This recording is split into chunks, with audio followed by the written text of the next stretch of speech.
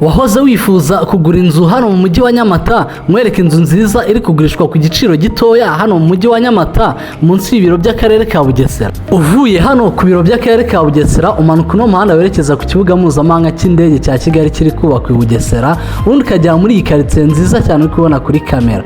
Amazu rero tubazaniye ni amazu abiri yonyine uko yareba kuri kamera ari kugurishwa ku giciro gitoya.